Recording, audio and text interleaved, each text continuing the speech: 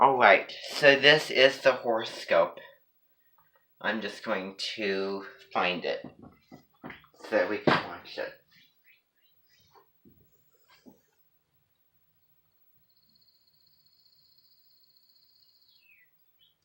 Oh yeah, everybody grab a little bit of pink on the wall over there, please, okay? And then I want you to think of the memory of sitting here and watching the horoscope just now, and then erase it. That's what I want every single person to do, and I'm not going to do it because I don't really need to. But you're going to all need to do it, okay? Just grab yourself a nice portion, rub it on, and then, take some and then just rub it on your face and everything, and it'll absorb, and then you'll just forget about and you'll forget about everything. And there's also a little eating gummy type version of that also. It's high tech. You might some call it magic or something, but so be it. So do that, and then we will watch the horoscope for today, like it never even happened. That's what we do when something goes wrong, is we take that and we forget about what happened.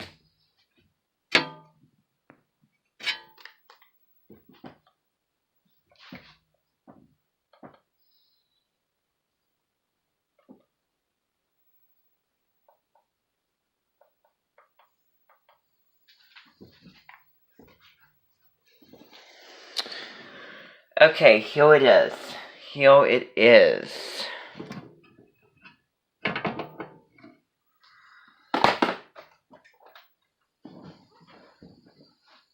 The TV's over there. Whoops.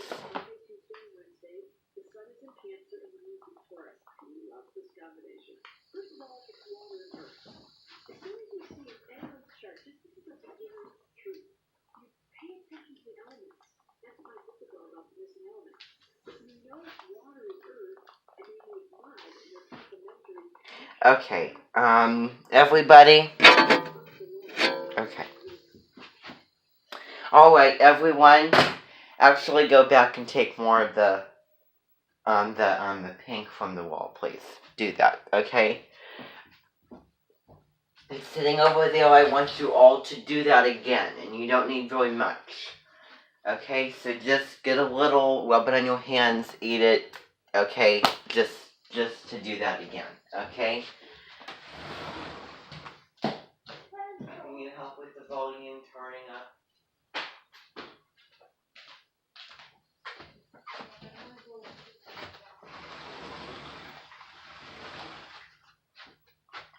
How do you turn it up? Do it manually.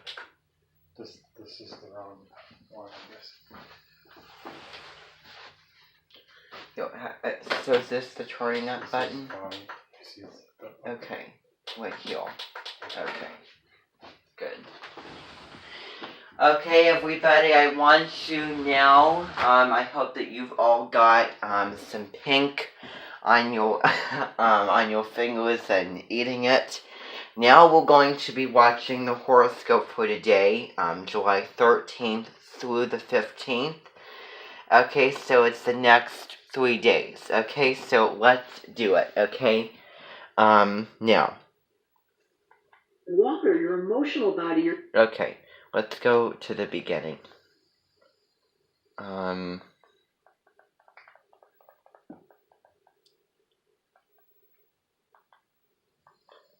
Okay.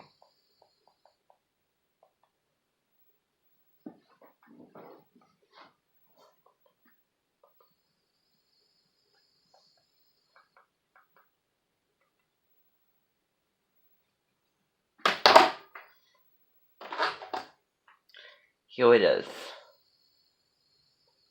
July 13th, 14th, and 15th, Monday, Tuesday, and Wednesday. The sun is in Cancer and the moon's in Taurus. I love this combination. First of all, it's water and earth. As soon as you see in anyone's chart, just this is a beginner's truth, you pay attention to the elements. That's what my book is all about, the missing element. If you know it's water and earth, and they make mud, and they're complementary, you can't manifest in a lifetime.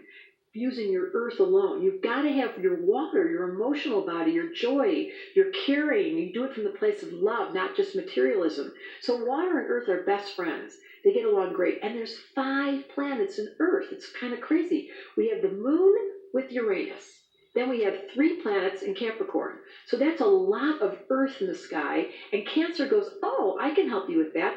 Want me to feed you? Want me to serve you? How can I make your productivity more delicious? So if you want to take Monday and Tuesday and Wednesday and calm yourself right down.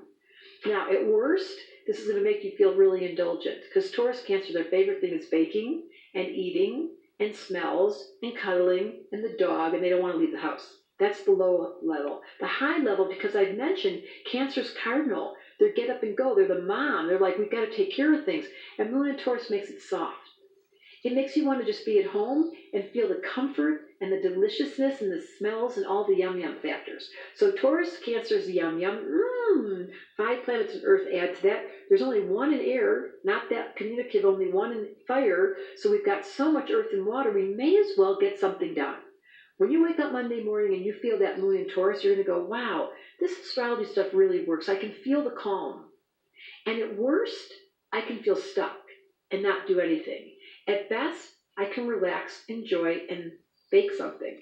This has been such a big part of this pandemic. Let's bake something. But this is a great couple of days to make the house really feel good and do the yum yum factor. Do it for me. Astrology just wanted me to tell you. I love Cancer and Taurus together. Okay, now now, be sure to join the waiting list for my now that horoscope. So, match made in heaven is put a Cancer and a Taurus in relationship together. You know, remember Taurus is the sign, you know, that's Venus, and then we have the moon.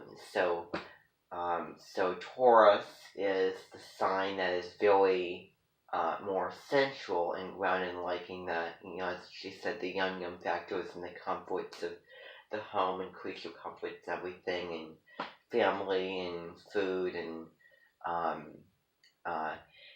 so then Cancer is more of the soft, coochie, cuddly, comforting, family-oriented, and security, attachment-oriented, emotional, sensitive sign. So Taurus is the sensual, Cancer is the emotional. That's one thing that I have to talk about today for that horoscope. Now we're going to get to what I have told you that I was going to get to. And I have to do this because I remember looking at video paper clips and seeing a teacher doing it in this way. Taking advantage in customer settings is really something that we're going to do here. So that's what I want to urge all of you to try to do. This diagram is propaganda. Yes, I did it. Now, we're going to be seeing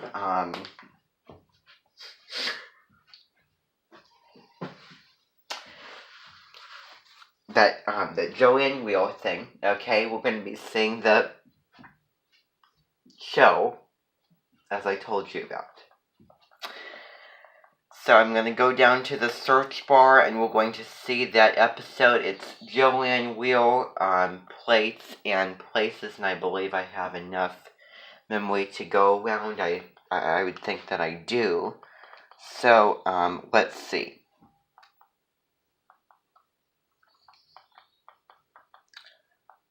Let's see. Yeah.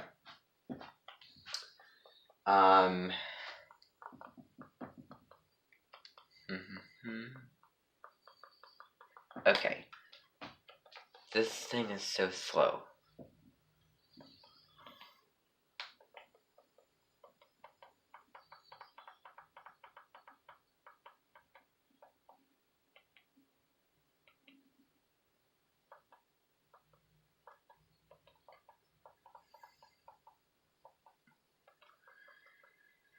Okay, I'm gonna type this in and then...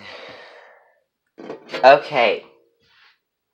So, tomato recipes. We're going to see this episode. Okay, so, as I told you, I told you that we were going to be watching a tomato-themed episode because she's a very, very big tomato person, and her recipes. So what she does during the show, and you can go back and see episodes again if you want to, but I'm going to give you a little introduction. So she travels to places like Italy, she travels to France, Germany, Spain, Greece, all those places, and she cooks and she meets up with people and eats at different restaurants and wineries and all that kind of thing, and then goes back to her own kitchen. It makes very, very easy to prepare, very quick, very aromatic, delicious, and flavorful recipes based off of her experiences and travels. And I want you to also remember what I was talking to you about yesterday. Remember, the Leicester, the Parker, and the Hagno customs all combined. So, the number of customs are very, very infinite. So we're going to see this episode, and as you can tell, Kathy is here with us today, so that is wonderful. She'll be here when Zach is not here. Okay, so, I think that he needed a little bit of a break, so right now he is going home, seeing family, and doing all that, living his normal life, now that he is an Edmonton person. Tomato recipes. If you love tomatoes like I do, when summer rolls around, there's nothing better than cooking with fresh, ripe tomatoes from your garden. But when it's winter, what do? I reach for a can of tomatoes, and if you're like me, you probably have a stash in your pantry. Today we're going to make a few recipes using canned tomatoes. We'll make tomato tartare with capers, black olives, and basil. A savory tomato bread pudding with Parmigiano Reggiano, garlic, and basil, and crispy, delicious fried tomatoes. These recipes will bring a little bit of summer into a winter day. I love to travel the globe in search of new food and wine discoveries. For me, it's about more than returning home with a handful of new recipes. It's about taking the spirit of Austria, of Italy, of Greece, and of the Danube River, and injecting some of their magic into our everyday lives. Food has a unique ability to transport us. Join me as we discover new plates and places on our culinary journey together. Joanne Weir's Plates and Places is brought to you by... This is just the Along ads. the waterways, guests can climb, pedal, and journey beyond the beaten path while cruising on storied rivers across Europe. You can find out more at almawaterways.com. Our winemaking is the result of teamwork and patience. Working together, She's also we dedicate a our big best effort wine with person. every vine, grape, and bottle. Washington Vintners. Since 1899, my family I shared didn't our know that. passion for everything that goes into our multi 100% Italian. And on this episode, she does go Only talk about tomatoes and Start tomato something farming. delicious. California She does cakes go from to Valley Parma, Green Rose. Italy in this episode. I am standing in the middle of the most incredible field of tomatoes. Look at this. All around me, there are mountains. This is called the Food Valley. Yes, Food, the Food Valley. We're right outside of Parma, Let's move and the the food reason now. they call it the Food Valley is because of the ingredients, the fabulous ingredients that come from here. Parmigiano Reggiano, prosciutto di Parma, tomatoes.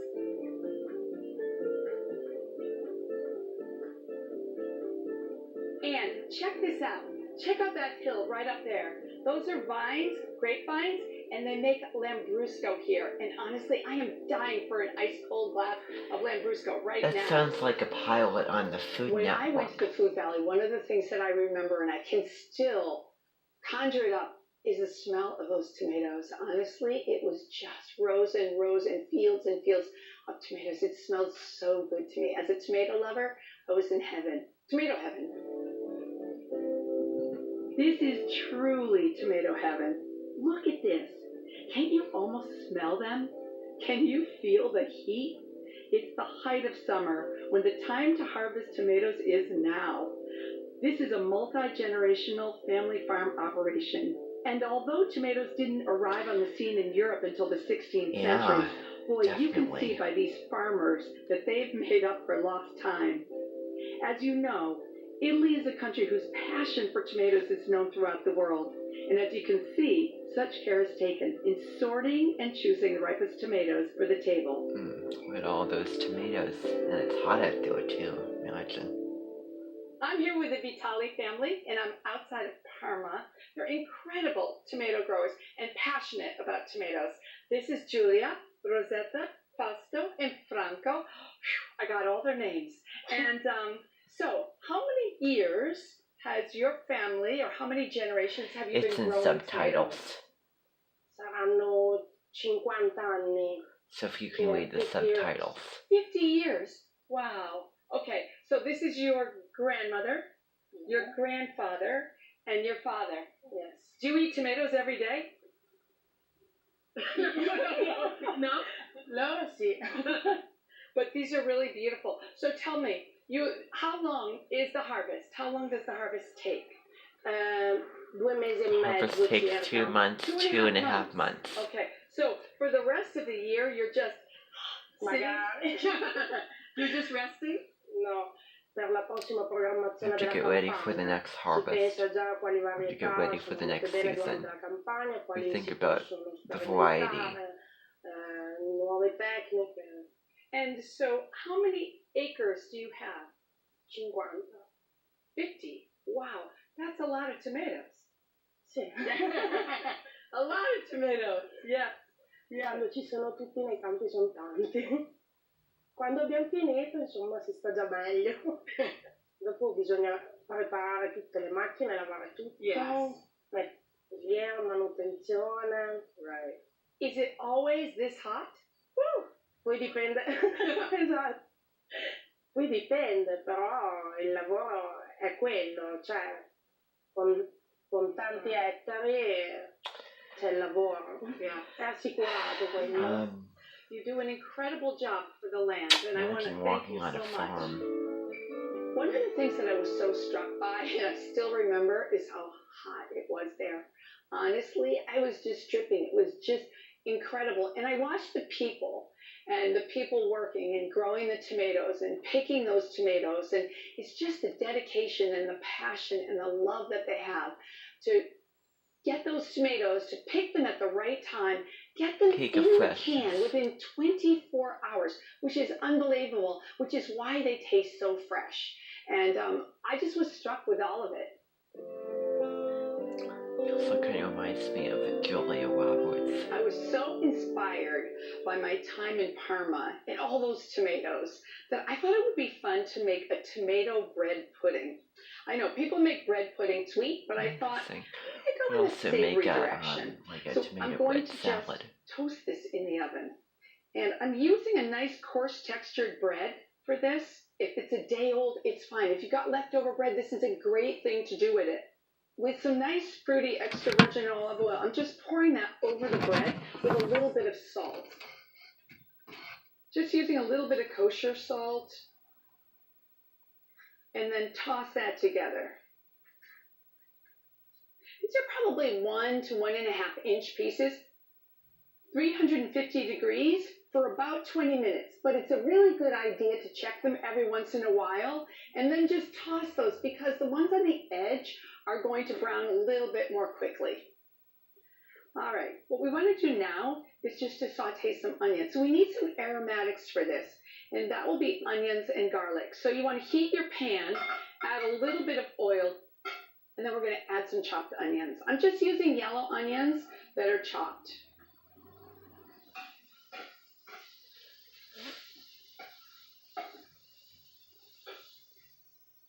This is a tomato bread pudding, so we need some tomatoes.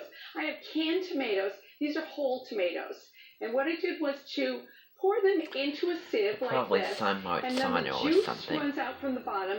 And I'm going to snip these just with some scissors. And I'm cutting them into about 1/2 inch pieces. And then I take the tomatoes and add those to the juice. Thing about this tomato. And of course, don't throw away any of the juice. I'm adding that as well. Waste not, want not. Don't forget your onions. You're just going to continue to stir those periodically. And we don't want to take on much color. All I want to do is just have them soften, and they will also be translucent. Sometimes what I do is I'll add a pinch of salt. And what that does is it draws the moisture out of the onions and helps them to cook a little bit faster. And it seasons This takes them, about 5 to 7 minutes.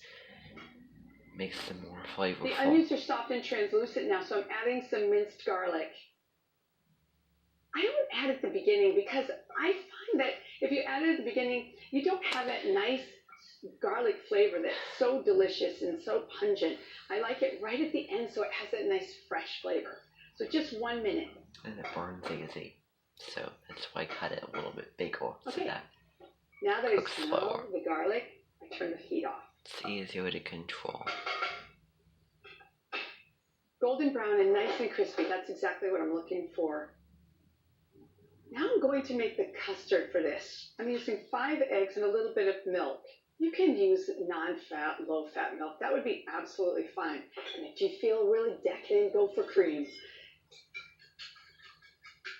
And I'm adding a couple teaspoons of salt. So 1, 2.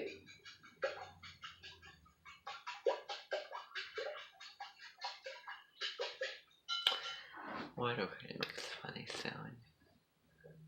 I'm adding a little bit of grated Parmigiano Reggiano. That's really delicious. It will go well with the flavors. Also adds a little bit of salt. And that's it. And the tomatoes with the Highly juice. famous That's Italian important. cheese. Probably comes from the same area. And the onions will add a lot of flavor. Onions and garlic. Basil and tomatoes. Perfect combination. Perfect marriage. So I'm just picking the leaves of the basil. If you want to tear the basil, you can do that. But I thought it would be just as easy to chiffonade it. So just take the leaves and pile them on top of each other. And of course you know how to do this. Roll them up. Cut them in very thin strips. Chiffonade, it means ribbon. See, these are little ribbons. Then you can add that. Oh, the smell of basil is so wonderful. Also Just kind so of great. great Every place. single time it's got that sweetness and kind of a richness that I love. And a little bit of chopped oregano. And then just stir this all together. Oh, I want to add a little bit of pepper. What's kind of nice about this is to have these chunks of tomato and this delicious liquid that has that beautiful tomato flavor. All right, now finally, the bread. This is cooled just slightly. That olive oil gives really I'm nice not a flavor soggy to the bread bread as person. well. I like them crunchy. This is such a great dish. I mean, it's a great breakfast, lunch, or dinner dish, which is what I love. Stir this all together. And I know it looks like a mess right Tastes now, good. but after it bakes, it puffs up. It's so delicious.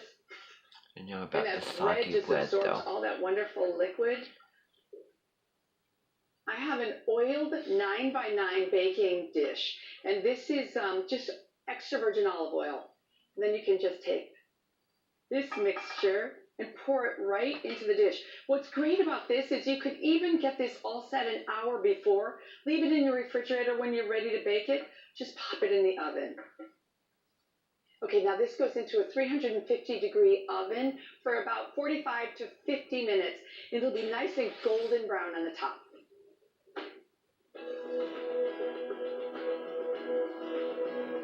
I'm here to meet farmer Luca Cotti, who not only grows tomatoes, but also makes Parmigiano Reggiano cheese. Wow, it's hot out here. Molto caldo. See? Sì, molto caldo, molto. I'm here with Luca Cotti, and he has this fabulous tomato farm, and he also makes Parmigiano Reggiano.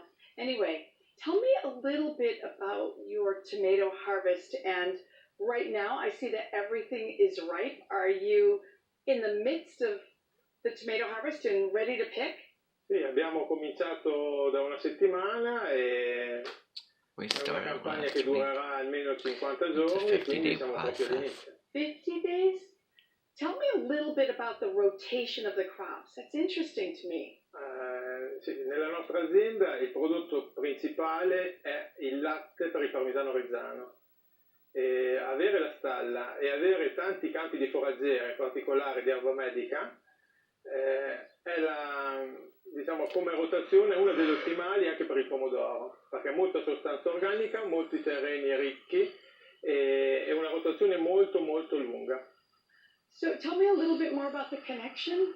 Una delle cose più importanti è una grande disponibilità di letame. Un'altra cosa invece è questa rotazione molto allungata. Nella mia azienda abbiamo 70% di foraggere e solo un 30, 25, 30% di pomodoro. Right. So how many years do you grow your tomatoes for?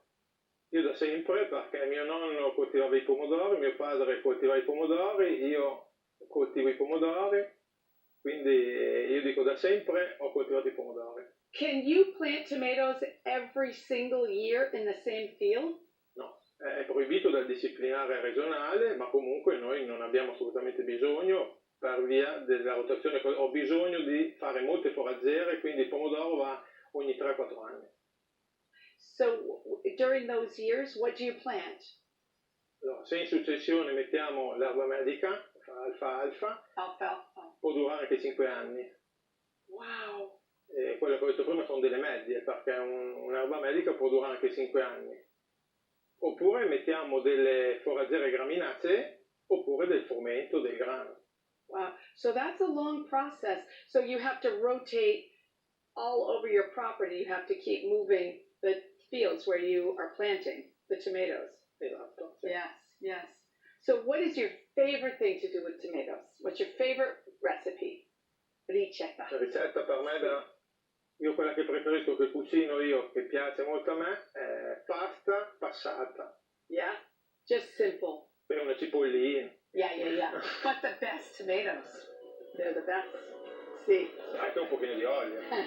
And of course, what do you put? Do you sprinkle a little cheese, a little parmigiano? Su tutto, sì, l'ho dimenticato perché io lo metto su tutto. Oh, of course.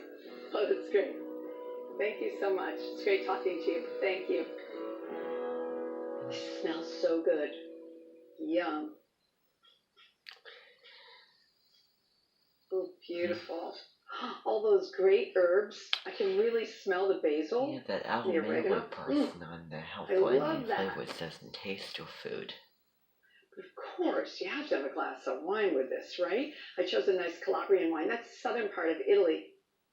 It's nice and light. I think it's going to be perfect for this. Let's see.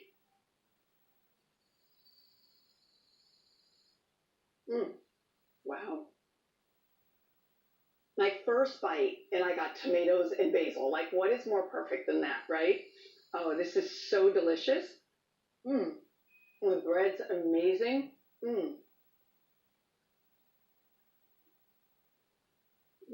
Oh, that's wonderful. What a beautiful pairing. I'm so excited about this.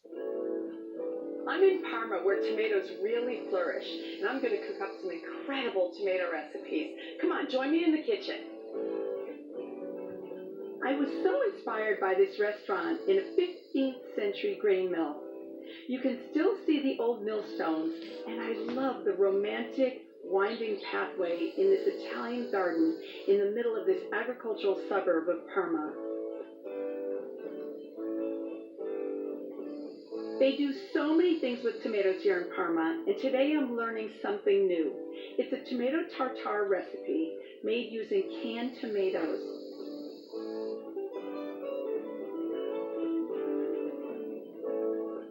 It's topped with fresh ricotta and finished with basil and fruity extra virgin olive oil.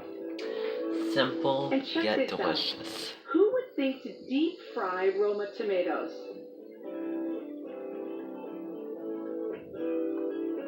Believe it or not, they're really delicious, served simply with fresh greens and finished with sea salt. Let me show you how to make them.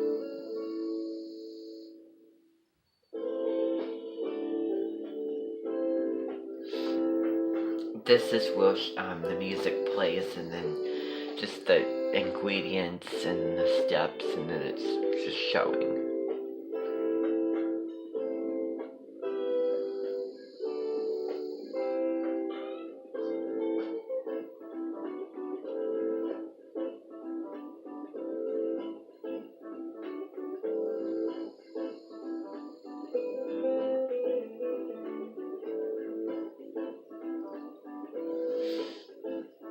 I don't care for when shows do this.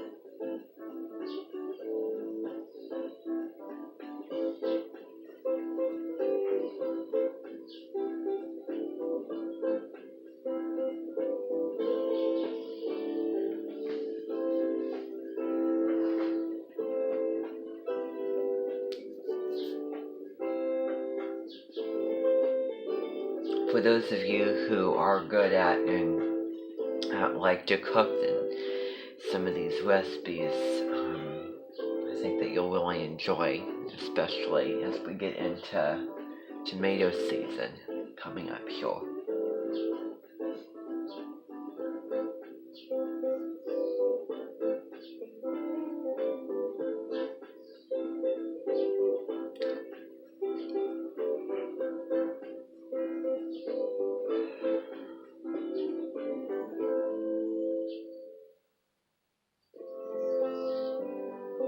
This is the tomato tartare. I know it sounds weird, but I'm doing a tomato tartare. You know, everybody does a beef tartare, but I think this is kind of a cool idea. And I learned it from a friend in Italy. He's a 4th generation tomato grower.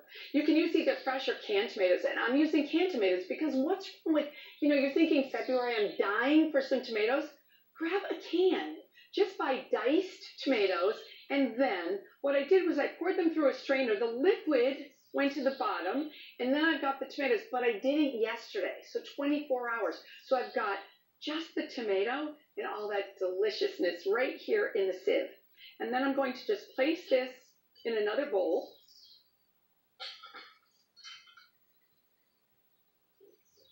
And you can save that tomato juice for something else. Make a Bloody Mary. That would be delicious. Okay, I'm adding to this some capers, just some diced capers. Capers are very Sicilian. And also some olives, black olives that have been diced also. And a little bit of parsley. In